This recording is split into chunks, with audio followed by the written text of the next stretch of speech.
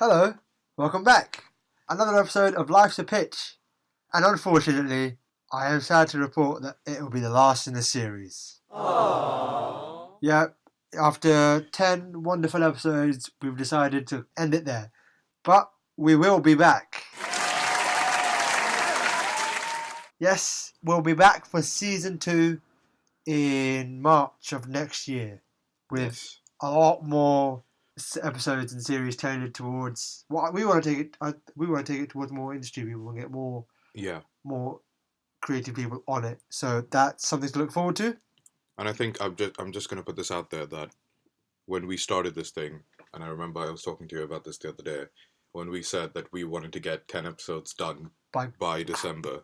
It was ambitious, wasn't it? Yeah, we thought it was quite ambitious, even trying to get 10 down, because obviously it's a thing that we started that we never really knew how it would work, and never really knew if we'd be able to make the right contacts and loads of different things like that. And I'm just going to say I'm really proud of you and me for actually managing to get 10 episodes done, getting good people on it, getting good content out, and actually having an audience, which is probably the most important part. So thank every one of you who listens to us. Thank you for listening. Yeah, exactly what you said right there. I am proud of us for getting our 10 episodes. Well done, man. Well done.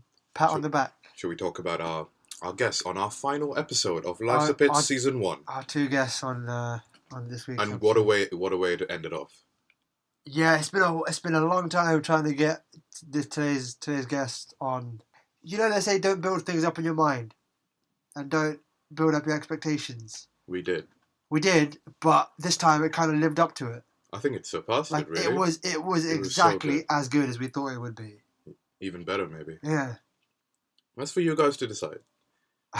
We think it's good. But yeah, we had a really fun time. Great cups of tea. Thank you to Fleurie and Daniel for talking to us. From Salad, by the way, Salad Creative, who their offices are quite beautiful. Oh, beautiful offices. Really nice. Beautiful location. You're going to say where the location is because I can't pronounce the word correctly. Pool Keys. Pool Key, there you go. For the whole day we were recording, I pronounced it Pool Quay.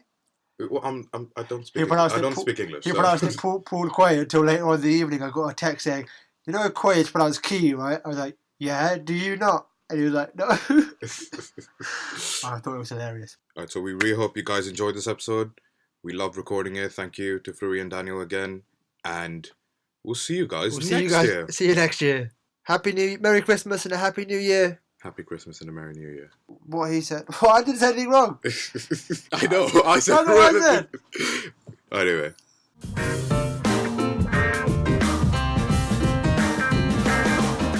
Is it recording? Yeah. Okay. It's alright, we're fine. Start. Okay. Hello, welcome back. Take 2 of this intro. Just before we begin, I'd like to say a massive thank you to our guests who are on today and to Salad for letting us record in their beautiful offices here in Poole by the Docks. Very, very lucky. Poole by the Docks. Very lucky to be here and very privileged. So thank you very much. Thank you for Pleased coming. to have you. Oh, what's that? You hear a voice? Yeah. Speaking of Salad, we've got we're lucky to be joined by. I'm saying Salad way too much. But yeah, today we're joined by Fleurie and Daniel from Salad, and really giving them a strong plug, aren't you? If you don't know, You're so good at this. Thank you very much. Cheers. But yeah, so thank you for coming on, guys. How are you doing? Good, thank you. Yeah. Good. Doing well. It's frosty outside, but it's nice and cosy in here. Yeah. Right, so let's begin. I guess how we always start is we get the guests to tell us about themselves a little bit. However, because we have the 2 we're putting a little twist on it today. Uh-oh. So we'd like you to get us to tell about the other person. So Fleurie tells us about Daniel, Daniel tells us about Fleurie. I love this. Okay. You go first. You definitely go first. Be kind back. Don't mess this up. So Fleurie looks after 3 different areas of our business. She looks after dealing with new potential clients. She looks after our outbound sort of marketing campaigns and marketing work, and she handles all of our agency PR as well. So Fleurie really is the sort of outward custodian or face of brand Salad. So it's a huge role, and it's we put an awful amount of faith in Fleurie, and I think it's well placed. But time will tell. and Fleurie's she's now got quite a lot of experience in agency life and understands the processes the way that I work, but also the way that Salad works as well. So it's a huge role for us, and she's doing a good job. Can you also please share a fun fact about me? Okay. Fun facts about Fleurie. She summarises thousands of words into one-word answers normally, so I can tell her a big long narrative. It's a bad habit. It's a really bad habit. About what's going on. I can give her a huge few paragraphs on it, and she just try and sum it up in one word. So she'll say, busy. or tricky. Now that you said that, we're going to be listening for it throughout the whole podcast. Good, okay. So Daniel is, first of all, I'd like to start off by saying Daniel used to be a musician. He is still a musician, but he doesn't record anymore. But that's going to be my fun fact. He's got some good stuff. Check him out on YouTube. He's now a strategy director. Out there right away. Yeah, you look it up. He's now a strategy director for Salad, but before that he's had years of experience working brand side in London and also in agency. He's a massive hire for Salad because we're previously branding and web, and he adds a huge amount of expertise and thinking into everything we do now. And that also means that we've expanded what we can offer our clients as well. So we can do social media strategy, planning, and all of our branding work has a lot more expertise behind it. And he's absolutely fab, and I love working with him. And that's it. I'm done. And we're a good team. Yeah. There you go. Get the high five. So now that we've got, our listeners have gotten to know a little bit more about both of you, could you tell us a little bit, for those who don't know, and I imagine there are not too many people who don't, but can you tell us a little bit about Salad and what you guys do? Yeah. Shall I? Yeah, do you sure. Want I'll go. So Salad's always done crazily beautiful work. I think we're known locally for our incredible design work, and we've typically been given or focused on sort of big brand creation projects, brand development projects, packaging, so a lot of the physical brand work. And we've also become known for digital innovation and website build work as well. But we've always done beautiful work, and we're on a journey now to really ensure that our work is beautifully effective, and everyone we've added to the agency is working towards that. We're kind of redefining the culture a little bit, keeping all of the great stuff, but really making sure that we're all either commercial or commercially aware of our clients' needs to the nth degree. I would jump in over the top of that and just say this is kind of a cultural thing as well as just kind of what we do. But I said to you before, we are total slaves to craftsmanship, and everyone talks a really big talk, and there's some incredible work made by a load of different agencies, but I've seen firsthand the commitment and pressure that our team put on themselves to make sure that everything they do is as perfect as it can be, and sometimes we have to actually rein that back in, I think, but craftsmanship is a big deal to us, and it's a big deal to our clients. So would you say that's the thing that sets Salad apart, is the emphasis on craftsmanship? I think so. I think that's what's historically set us apart. We always have a ton of creative job applications because of that. Which is amazing, which we love. And we wouldn't want to change for the world, and we're insanely proud of that part of our game. I think the business challenge for us is that what clients want from their agencies has changed hugely over the last sort of 5-10 years, and it's going to change even more. So I think we need to widen our offering because clients are ever more demanding on what they want their agency to do. I think the dreaded D word in digital means that you almost need to be able to do twice as much stuff in order to cope. So I think it's more that we've sort of recognised that, and we've gone on a journey internally to deliver what our clients need and want. It's a wonderful place, and it's a good journey, but it's a challenging one. And actually, also to add to that, in terms of everything we've covered work side, in terms of what makes us different as an agency, and it's not always easy to kind of put this down on paper without it sounding like braggy, but we're in a meeting with a potential client yesterday, and it was a really good meeting, but something that stood out to them and stands out to our clients and we have a reputation for is just being a really nice group of people to work with, and every agency has its own like culture and has its own style, but I think that is something that we need to shout about more because we do make sure that we offer amazing service and that we're just fun and friendly to work with, and that's a big deal. I'm going to agree to that because we've got tea.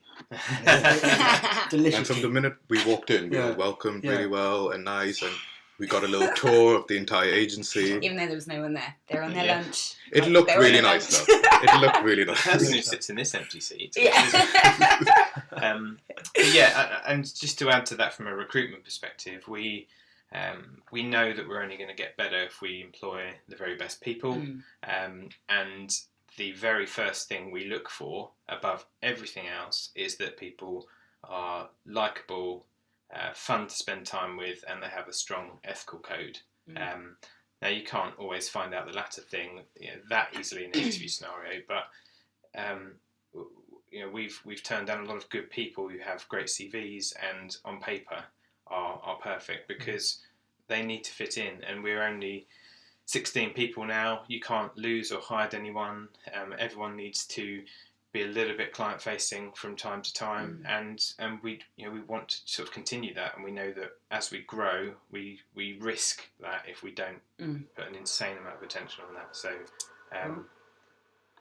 and we now have added noise. There's a noise in the room, but it sounds like a good kind of vacuum noise. Relaxing. Yeah. Adds to the atmosphere. It's okay. Okay, I think we've covered everything, haven't we? Mostly. In a nutshell. There you go. It's the longest in a nutshell answer. And we were just wondering do each of you have a sort of phrase or some sort of mantra that has guided you throughout your throughout your time in the industry? This question is not. I haven't come up with this through prior research or anything. It's just top of my head. I promise. That's such an oddly specific question for me. I'll give you an example. Like mine is just the phrase "do more." That's simple. That's something which I think it underpins everything I do. Is to just do more. That's great. We could do a campaign for you there. There we go. Yeah, it's just something like that. It underpins all my work, everything I do, whether that's in photography or when I'm trying to do work. It's just do more. Go that step further. It's an interesting question because with Fleurie being our brand guardian, she sometimes threatens to go a little bit off-brand, or brand Fleurie can kind of permeate the. That's a good thing. And at the bottom of her emails, she tends to insert like a little mantra, which I agree with. It's a nice mantra, but it's like, where did that come from? And what from? is it? Go on, what is it now? Leave things better than you found them. Yeah. And I think that's that's very good. I like that. Thank you, gentlemen. Thank you.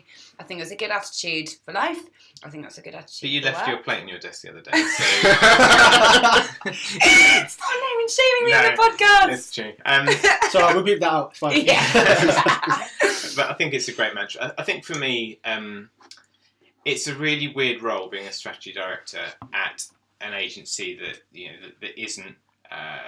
A top 10 turnover London agency, because the role you're asked to play is so varied, and I did a lot of business consulting in a previous life, and I find that that's a great foundation, but also like sometimes I always say that I try and bring a brand of sort of careful optimism to the table, because I often think the first positive step is to understand what the barriers and pitfalls are, and then positively overcome them. And I find that I have to do that careful optimism thing with so many requests from clients, whether it's potential clients, existing clients. It's funny. Like it's the word careful is not a cool word, but we're very, very careful with our clients' budgets. Sometimes you have to be, though, isn't it? Absolutely. It's not the fun and sexy thing, but it's necessary. Absolutely. I mean, have fun once the journey started, but the very first thing you do if we go out of the house is put your clothes on, and you kind of have Is that your mantra for life? Put your clothes on. Put your clothes on. Don't get arrested. I think it's important, and it's going to be increasingly important for you guys as well when you kind of head into your career, that you don't try and box yourself into a job title. Okay. And we are always looking for kind of T skills. So like this is your core, but actually you can do this quite well and you can do this very well. You have a passion for this. And showing that you have a mix of skills is important, because you might start somewhere and actually your career and your expertise and your passions might evolve as you move along. So you need to be able to talk about yourself in a broader way. Going on from, well, we obviously know that, Fleurie, you were a student at BU, and then you moved into industry, and we're hopefully planning to do the same. And I was wondering whether... One day. One day, if all goes to... They're nodding at each other. We were wondering, what was that transition like for you? And Ooh, good question. do you have any advice for people, say, on our course or our listeners that are planning to do the same? So, I've given this piece of advice out. I went and did a really short talk at the end of some degree presentations recently. And for me, it's absolutely what you guys are already doing so well, and it's taking advantage of opportunities to network and meet new people. And it's scary for anyone. It's still scary for people who've been in the industry for 10, 15, 20 years to walk up to someone you don't know and introduce yourself. But the more you practice, the more confidence you gain in that, you just have no idea how many doors it will open for you. Especially here in Bournemouth as well, something I shout about, which unfortunately didn't happen at the time when I was studying. I just had no idea how many agencies were here or what opportunities there were. Yeah. All my friends went to London and I just kind of assumed that was going to happen for me. But I loved the lifestyle by the sea. And it was actually a friend of mine who I was living with, Amanda, who sent me a link to this website called Folk. And I went in for an interview and I landed the job, and I think I started work literally like a month later. And walking into that job opened my eyes to everything else that was here. And it was like a bit of a shock, like, oh my goodness, I had no idea. And then, I haven't left. I've been here for 8 years now, and I've crafted a career, and I've worked with some amazing agencies, and now I've found the agency which is home for me, which is Salad. But I'd say, two pieces of advice are see what's around you at the moment and try and get down to things like meet draws, so you can meet a lot of different agency people. But make yourself shake hands and go and meet people. Force yourself to do it. Throw yourself into those situations. I think that's quite interesting, because I think throughout... Oh, it's back again. I think The vacuum is back again. I think throughout our time doing this podcast and speaking to creatives from the local community, we've seen that I think we asked a question one of our when we did George Beverley. I think we asked him what sets apart agencies in the south compared to big London ones, and he said agencies down here need to work a lot harder to prove themselves, and that's why they often put out better work. Do you agree with that statement, or what would you? What was your opinion on it? What were your thoughts about the community down here? I think it's an incredibly, generally I think it's a really friendly community. I think I've been shocked by the amount of people who kind of know each other and enjoy spending time with each other and chat things through. It's less cutthroat in terms of the way we approach one another. Yeah, absolutely. And speaking personally, I'm on the board here, and I often speak to people on the board elsewhere, and it's a very, that's where you should get the competition, but it's a very sort of collaborative experience. There are a hell of a lot of agencies in the UK. I rarely find myself pitching against other Bournemouth agencies. So why not? Why not help each other? And as for the sort of the difference in the work, I think there's a lovely attitude down here. I think that we need to get better. I think if we really want to challenge more, win better brands, I do think there needs to be a little bit of a step change in our thinking. But I think it's a great foundation. I think it's a really good, friendly foundation. There's a lot of talent down here. It's a good thing to build from. It's growing as well. I'd say yesterday was a really good signpost for us. Like, we're very good at telling the rest of the world what's here, and it is growing, and there are a lot of startups and there are a lot of big businesses getting bigger. But we actually spoke to an agency who's based up in Oxford, who saw Bournemouth as the next great opportunity to set up a new post, because they'd seen and heard so much about it, and it was a great conversation we had yesterday. So I think it's going to get bigger. I think it's the start of something much bigger. Yeah, that's incredible. Did you normally think if someone's looking to set up like another agency, like it would be Manchester or London, wouldn't Yeah. Yeah, and they've got good scenes. Bristol's another one that's kind of okay, and Brighton's got a couple of good agencies, and but then it has to go hand in hand with success. I think it's great that we're seen that way. I think we've had some really good PR, and I think a big shout out to Matt Desmier for his work for making the area really, really visible, almost as visible as his suits. But I think he's done a great job. But that next stage needs to come hand in hand with bigger clients, bigger work, more famous work. Yeah. We're at that time of Christmas now where we sit down at our computers and watch all of the great Christmas ads that Adam and Eve and Gray and all the big boys have sort of produced. We need to elbow our way into that conversation and get people sitting at desks in London looking at our work and saying, those guys are good. Speaking of Christmas ads. Oh, what? controversial. No, it is the most wonderful time of year, as I've said.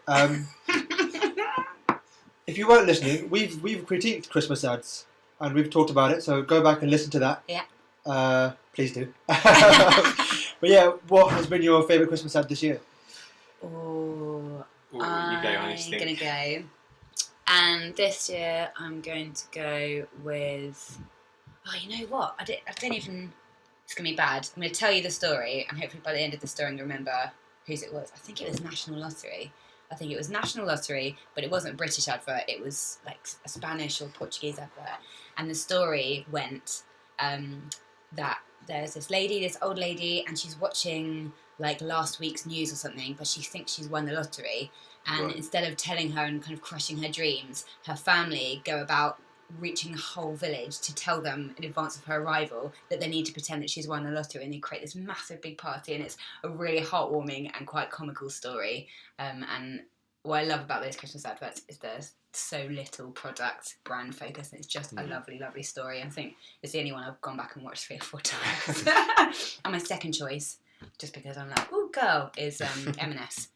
Yeah, Mrs. Tanner. That's probably my favourite. I think it's really well done. It's well executed. It's got the right blend of sort of the emotional bit and having like some relevance towards the brand. I don't think you need a huge amount of relevance in the Christmas ads, but there are some that I don't know. I think the John Lewis ad was a bit disappointed this year, and I think it kind of has a bit of an R factor, but it lacks relevance, and it also, I don't know.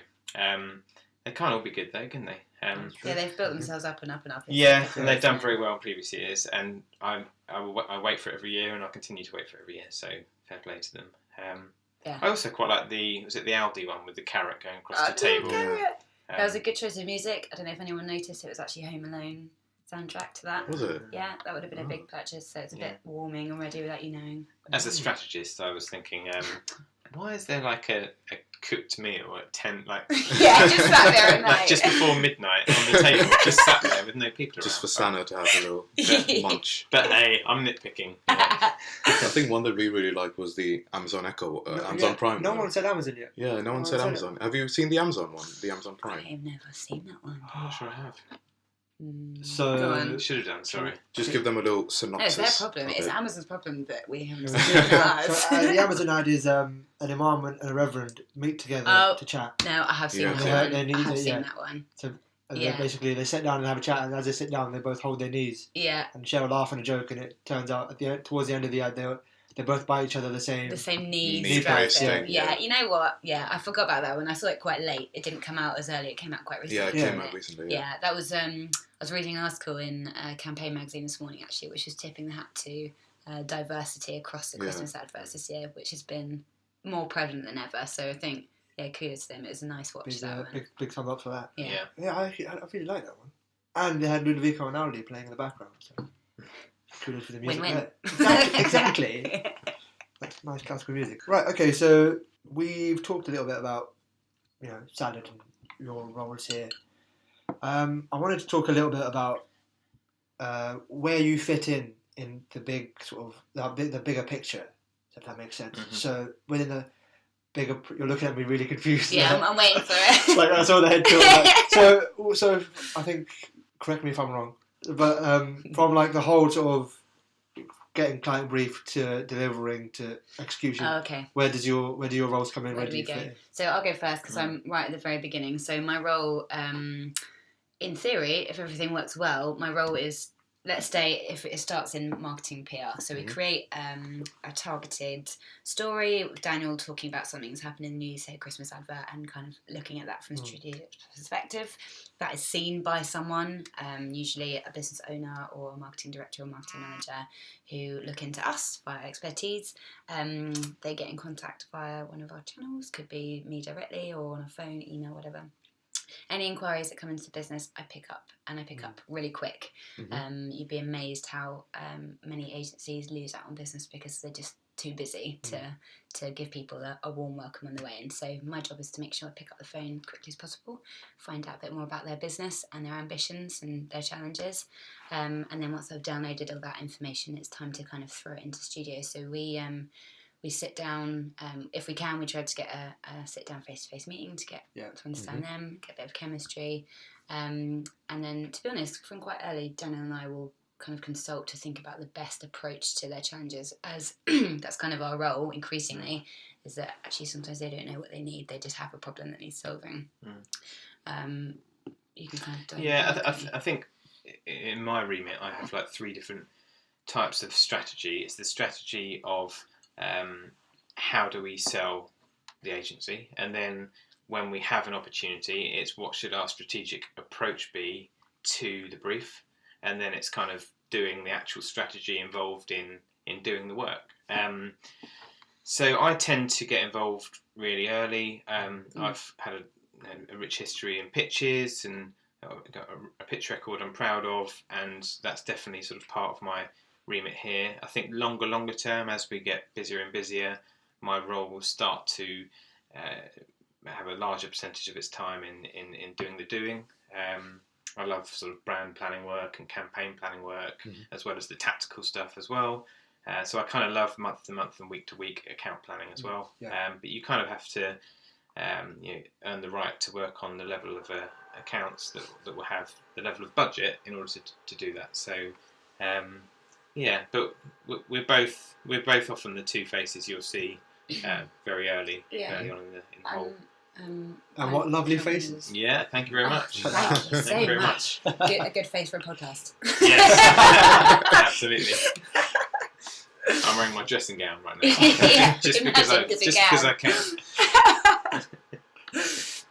Daniel, talking about the strategy side, how do you think? I mean, obviously, you are, as I have here, a digital branding and web design agency.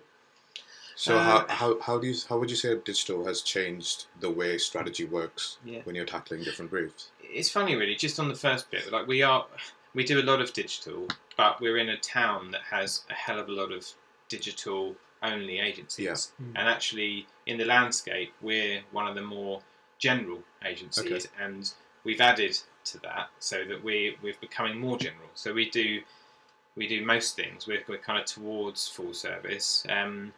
And I can't remember the rest of your question. So I've corrected you and not answered the question, which is pretty good. Well done, Daniel. Yeah, thank you. Just trying to be popular here. So sorry, what was the? So how is digital and the development of digital throughout the years sort of affected the way you tackle the strategies of different briefs? Yeah, I think for me, I won't say digital is a channel because it's not, because it's many channels, but people get hung up on digital or traditional, and our job often is to think, your channel thinking doesn't come in first of all.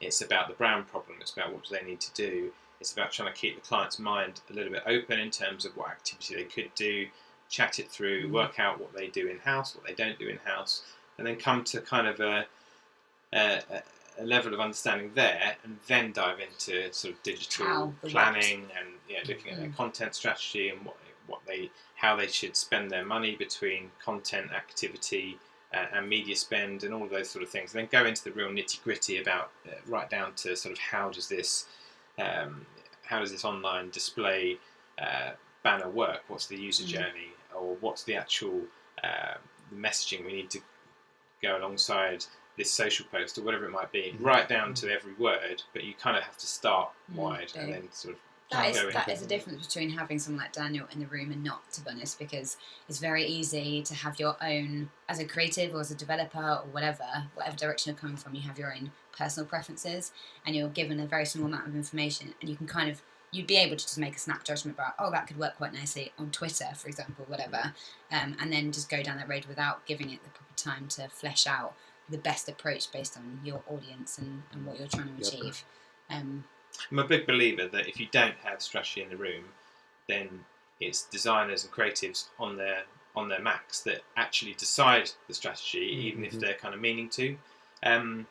So I kind of believe in the London big agency approach in terms of planning is in the room to do the thinking and get that brief as narrow as possible to give that creative team the chance to really express themselves in the right area. So, I really subscribe to that. And I think, being honest, I think Bournemouth's got a long, long way to go to get to there. And I think that's one of the biggest differences. There aren't many planners, there aren't many strategists down here. If you look at the boards of a lot of the agencies down here, they don't have a strat director or similar job title on there, but they will have a creative director. So we've got a way to go, but I think that's the challenge for me. That's the fun, and that's we're recruiting another person. He starts in a couple of weeks, which makes our strategic product even better. And she is probably, her primary area is probably more in content and digital planning, and that's kind of my secondary area. My primary is kind of in brand and campaign planning. So we're serious about it, and we're sort of backing it up, and we're passionate about getting more and more effective for our clients. It's going to be an exciting start to the year. Watch out. Stay tuned, folks.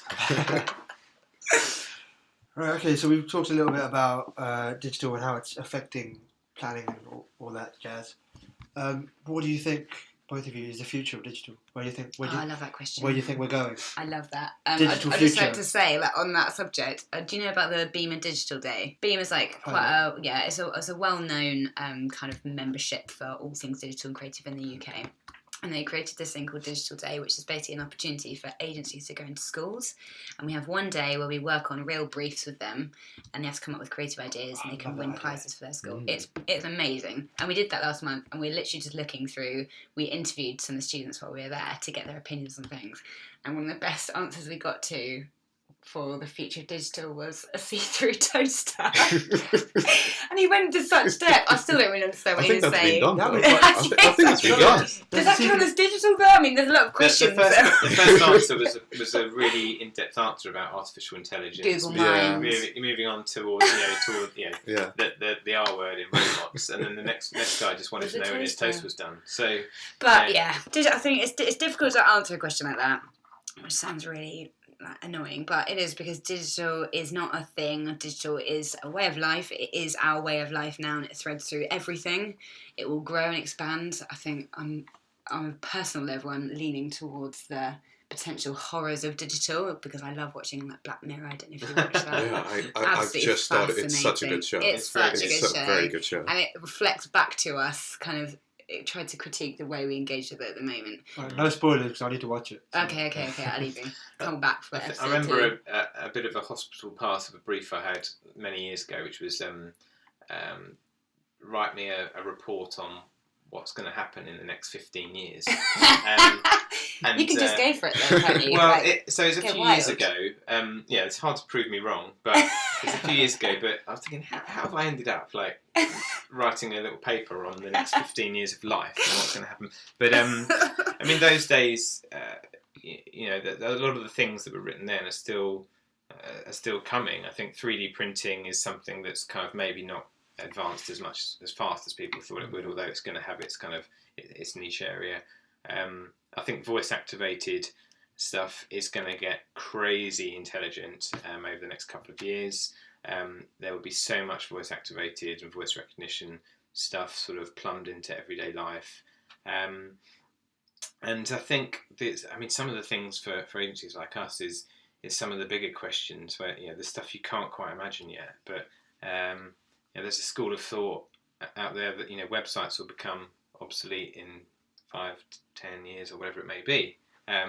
Sitting here right now, I don't know if that's true, but if it is, it means we need to definitely broaden our offering as an agency. I like the idea that if a digital, I've just come up with this just now, so you might want to edit this out. Stay tuned, folks. Here we go. Put on your seatbelt. But I kind of feel like, in terms of potential of digital, if there's anything in your life right now that you feel could work better, function better, be quicker, be smarter, kind of anything at all, probably digital will have something to play with in the future. I know that sounds really broad, but that's it, isn't it? Like the kind of technology and the things we interact with constantly now that we just didn't have 5-10 years ago. I think you'll see it in the future. A digital cup, which will tell you when your tea is brewed. Perfect to the perfect. It will know what you want. Exactly. When I drink and you can have an app to connect it to your phone to tell you when it's ready. And then we need a see-through toaster. And someone needs to make sure the wine in my wine glass doesn't keep getting warm. But I don't think that's digital. I think we're on to sort of more Freezer. chemicals. Just get yourself Chemicals. Cool. Let's not fix it all today. What do you think? Hold on. Yeah. I mean, you've been interviewing us guys, but we want to know what you think the future of digital is.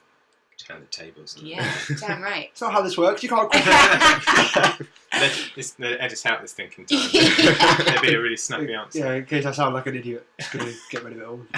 Just get rid of this whole section. There's a load of bleeps in there. Anyway, we're here with Daniel and Fleurie today. Yeah. Do you want to go first? Go on, have a No, start. I'll let you go first, actually. Okay. I think that the aim of digital right now, or most digital things, is to just make everything we do a lot easier. And I think there will come a point when, I suppose there's always a point when industries develop where you go, what else can we do? And I think that's what we're moving towards that now with VR and augmented reality and different things, which right now really are in its infancy and probably take 20, 30 years to really develop. And I think that's the future as of now. That's where it's going. But after that, which hopefully I'll still be alive for, is when we will see, I think, a major shift into something new. I think there's a lot of stuff in the pipelines that I don't know about, that none of us really know about, that other people do. And I think things are always changing, so it's hard to pinpoint where things are going to go. Yeah, it's hard. I mean, that's my opinion. On that point, tech is going to, like you said, tech is going towards things that make our life easier. Like Alexa or whatever Google's thing was Google called. Home. Yeah. So good. Or like Uber with driverless cars. I don't really see the point of that because for me, driving is like a Yeah, driving's an experience. Yeah, I don't think I'd like going in a driverless car. That's iRobot, isn't it? That's quite, what you said. Word for word. It's like you read my mind. That's so weird, yeah. Same thing. What On about, the here's same another page. one, something we can discuss together. We're talking about digital as a means to serve us and make things easier, but what about digital innovation for purpose, for making things better? Yeah, CSR, charity. I think we have to think about that now because there's ways that people are using digital to make things worse or make things more scary. I mean, I think a lot of, as you said before, a lot of the things we've invented through digital actually haven't made a huge difference to our lives, and it's the ones that do make a huge difference that kind of snowball. But I think we're going to maybe have a bit of pain with. It's getting deep now, folks. But we're going to get terrorist drone attacks. We're going to get. I think we're going to get people moving. We've been going through this big urbanisation thing over the last sort of 20, 30 years where more and more people as a percentage are living in cities. I think through flexible working and through technology getting better and through people being scared of a terrorist dropping a drone bomb on their head, I think people will start to move out to the country. I've definitely already noticed that that communication skills amongst people sort of 27, 28 and below is much lower than they were 10 years previous. How do you mean? Well, I mean, people like you, Fleurie, who are occasionally say a few too many things, but generally is very good at communicating and talking to people on a human level. That wasn't so much of a commodity 15, 20 years ago. Anyone could do that. Like everyone could pick up the phone. Yeah. Everyone could talk, hold a conversation. eye contact, all of those sort of things. That's rare now. If we're interviewing grads, if we're interviewing juniors, like we're you get that less and less, and it's already becoming a commodity, and it will do more in the future because we're not going to eradicate face to face. Yes, we're going to lose some of it, but we're going to need that, and we're a people business. We only sell time, and we only sell the expertise of our people. So we have to have some people who can communicate. You're people. People. Yeah. So we're not going to be all robots here. Yeah, and we're going to wait a while. I think one problem I see with the development of digital throughout the years, and like everything that we do is slowly getting digitized. I think one thing that people forget about or don't tend to put much focus on is actually having everything that you have be private, because privacy is becoming such a big thing that companies who do these sort of things need to take into account, because right now anyone can hack your phone, anyone can hack anything that you have, and everything that a lot of us content that we have is on our digital device. Our digital identity. I agree, but I also think that people will trade in. People are now getting used to not having that privacy. People are now getting used to the fact that people can hack you. That your credit cards and your numbers, they will get taken. People will know things about you. People will be able to arrive outside your house, like with binoculars, looking at you. If they really want to, they will do that. And people are getting used to the fact that they can do it. So I think what will happen now is that people will trade in their privacy for relevancy. So I don't care if I get remarketed or if I get an email that's about something that I might want. I look at it and think, okay, I might say no, but I'd care if I get stuff that's just completely irrelevant to me, completely and utterly irrelevant. It's benefiting us more to share that information. If there was an amnesty now, they said, right, advertisers, you're only going to hit people who, digitally, who may want your product, and you gave me a 20-page survey to fill out, I'd do it because it would get rid of so much rubbish. No spam. I did think of that as a business idea. I think someone's doing it, but someone will do it, and they'll do it bigger and better and faster, and people will trade it. Like this privacy thing, it's the UK government has just put through this Snoopers Charter or whatever it's called, and it's gone through because there's worse stuff happening in the world, and people are turning the other way. It's getting dark. It's getting dark now. It's getting dark. It's deep. Let's liven it up a bit. Nice club. Yeah. Everyone's looking at me now. Okay, so in order to lighten it up, let's go on to our bankers, shall we? Yeah. Do what? Ooh. We have 2 banker questions, which we ask. 3 banker questions. We've added one now. which we ask each so guest. Excited. It's like a game show. Yeah. So, what do we win? These cakes, yeah. There are cakes here. There you go. That's cake. Okay, so banker number 1 is: can you sum up your career in 3 words? Don't look so excited. I'm much less excited now I know what the question is. Like that excitement. Is like, can you sum up your career in 3 words? Oh, I wish we had these before we came in. Are you going first? I'm going second. Okay. Career in 3 words, I would say varied, rewarding, frustrating. I think 2 positive words, 1 negative word. I think, no, you're not allowed to talk. Okay, it's that's 3 it. words. Just 3 words. We're not going to expand on that. I know I need to talk next. I don't know mine now. Oh, it's going to go really cheesy. If I knew I wouldn't be able to explain frustrating, I wouldn't have said it. I'm just going to say... Anyway. People. Oh. Which is so ironic considering we're digital. People. That's it. I said what I need to say. Right. Okay. I want to make sure the time's You right. can clearly see Nabil was looking at his watch. Yeah, what's that about? So, Oh no! banker number 2. What is Banker number this? 2 is: we would like both of you to give us your elevator pitches. For us or For yourself. For yourself. Hold on. Wait, what's the context? Is it because we're trying to get a job? Just What- sell yourself. what- Sell Elevator pitch, yourself. 10 seconds. What? Whoa. Table's gone. The table's gone. The table's gone. Okay. Keep going. 10 seconds. Professionalism. Oh my goodness. Okay. This is so... Who's up first? Okay, I'll go first. Okay. Basically... Wait. 3, 2, 1, go. Basically, if you're a client, you use me for thinking. Whether it's thinking about brand, campaign, channel, content, whatever it may be. I've got Time. Is that it? I wasn't going to go professional. I was just going to go like, hi, my name's Fleurie. I Yeah, like but daisies. you're the fun one. You're the fun one. I'm the strategy guy. I have to look serious and grow a beard. Come on. Okay. You can do that.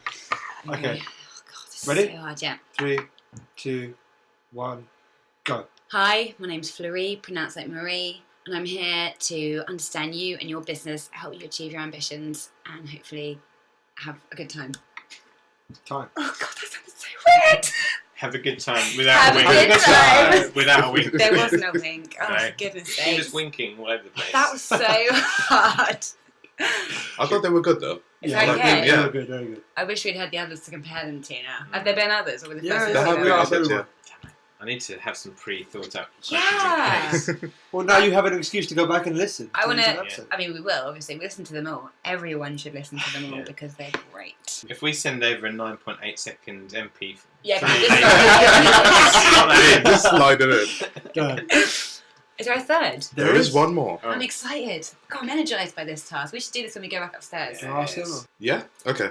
So, I came up with this question a couple of weeks ago, Okay. and I thought it'd be quite interesting to get people in the industry to answer it.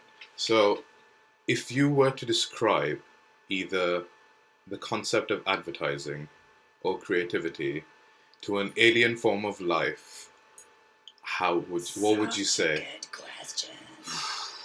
This is such a good question. advertising or creativity. Do you want to do one? I'll do the other one. Let's Yeah, do that would work. I'll do Yeah. advertising. He takes the easy way. Wow. I mean, I do an illustration course, so I should know how to explain this. Because illustration is not drawing people, just so we understand. No, I understand this. Creativity. Okay. Mine's going to be really hippie. Creativity is a means of expressing something in a way that connects with people. It's a form of communication that uses different forms to... Oh, it's hard. I can't do this. It's a wide word. It's so broad. It's a means of communicating something in a way that is engaging, exciting, challenging, beyond the simplistic, most minimalist way of doing it. Beyond, I can't even say words. Would it help Words if- can be creative. Would it help if we told you what we've been taught what creativity is?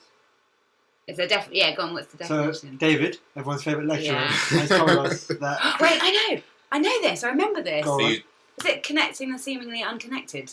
No, Steve Jobs said that. Ah. What David told us was. Just like David, by the way. They're basically the same.